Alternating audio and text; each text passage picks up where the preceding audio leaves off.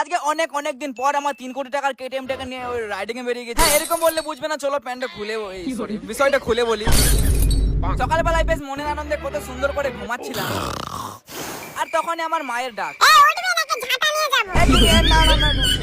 আবে 9টা পেরিয়ে গেছে। হ্যাঁ, আমিও জানি তোমরা অনেকে জানো দেরি করে উঠলে মা কিছু খেতে দেয় না। তার কি খালি পেটে আমার 3 কোটি টাকার কেটিএমটার কথা মনে পড়ছিল। আর তোমরা অনেকে কমেন্ট করছো আমি নাকি বান্ধবীকে পেয়ে আমার কেটিএমটাকে ভুলে গিয়েছি। না, ওটাকে আমি কোনোদিনই ভুলতে পারবো না।